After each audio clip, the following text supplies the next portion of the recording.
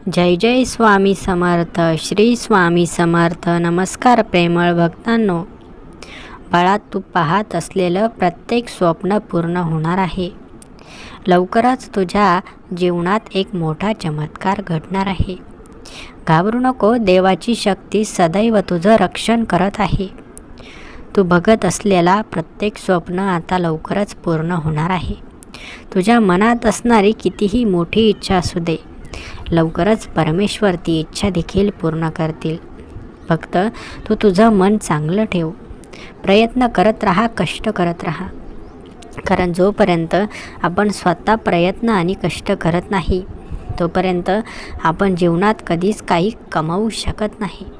म्हणून माणसाने कधीही न घाबरता, न मागे बघता पुढे चालायला हवं.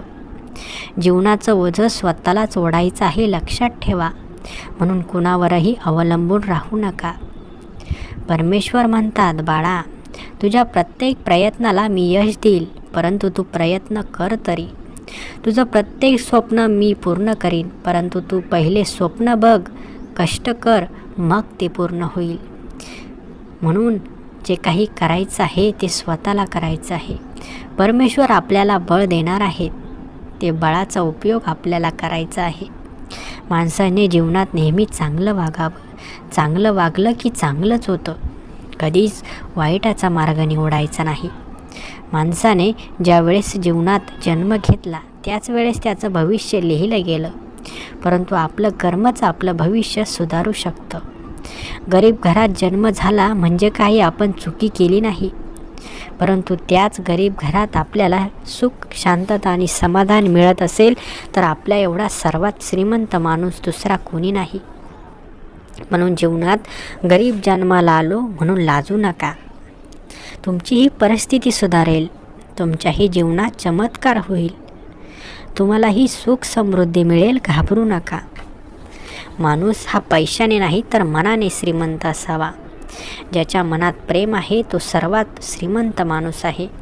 ज्याच्या मनात भावना आहे तो सर्वात श्रीमंत माणूस आहे. बाळांनो, ज्या दिवशी आपल्याला इतरांनी त्रास दिला त्या दिवशी आपल्या मनालाही वाटलं असेल की मीही त्यांना त्रास द्यायला हवा. परंतु बाळांनो, लक्षात घ्या, त्रासाला त्रास देणं हे काय त्याचं उत्तर नाही, तर त्रासाला उत्तर हेच आहे की जीवनात काहीतरी बनवून दाखवणं. त्यांना आपल्या प्रेमात ओढणं हे त्याच्यावरील उत्तर आहे. जर एखादा माणूस वाईट वागत असेल, त्याला आपण चांगला माणूस बनवला तर ते त्याचं उत्तर. जर कोणी तुमच्यावर जळत असेल तर तुम्ही मोठा माणूस होऊन दाखवा, तर हे त्याचं उत्तर. बाळांनो, लक्षात घ्या, चांगल्या गोष्टीचं उत्तर चांगल्याच गोष्टीने द्यायला हवं आणि वाईट गोष्टीचं उत्तर देखील चांगल्याच गोष्टीने द्यायला हवं. आपण जरी आपल्या मनात वाईट गोष्ट आणत नसलो तरी कुठल्या ना कुठल्या मार्गातून वाईट गोष्ट येईलच. आपण ती रोखायला हवी आणि त्यासाठी आपण ज्ञानी बनायला हवं. देवाची सेवा करायला हवी. देवाची प्रार्थना करायला हवी. विश्वास असल्यास कमेंट्स बॉक्समध्ये स्वामी माऊली टाईप कर. बाळा, देवाची प्रचंड शक्ती तुझ्या अवतीभोवती आहे. देवाची शक्ती ओळखायला शिक. देवाचा चमत्कार ओळखायला शिक. परमेश्वराने दिलेले अनुभव समजून घ्यायला शिक. जोपर्यंत तू सर्व गोष्टींमध्ये पात्र होत नाही तोपर्यंत तू केलेली सेवा लवकर फळास येणार नाही. जीवनात प्रत्येक गोष्टीचं उत्तर शोधायला शिक. हे का होतंय, हे कशामुळं होतंय, हे शोधण्याची जिज्ञासा मनात असायला हवी.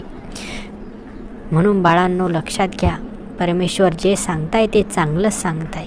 तुमच्या भल्यासाठीच सांगताय. तुम्ही हुशार व्हावं, जीवनात काहीतरी करावं यासाठीच सांगताय. म्हणून त्यांचा हे विचार स्वतःच्या मनामध्ये रुजवा. देवाला हेच वाटतं की तुम्ही वेळोवेळी चांगल्या गोष्टींचा अवलंब करावा. वेळोवेळी तुम्ही चांगले विचार करावे. विचार चांगले असेल तर भविष्य चांगलं असतं. बाळांनो, भविष्यामध्ये जरी वाईट लिहिलेलं असलं तरी आजचे चांगले विचार तुमच्या कर्मामध्ये चांगले पुरस्कार तुम्हाला मिळतील आणि तुमचं भविष्य कितीही वाईट असलं तरी चांगलं होऊन जाईल. म्हणून तुमचं भविष्य देखील तुमच्या हातात आहे आणि तुमचं कर्मही तुमच्याच हातात आहे.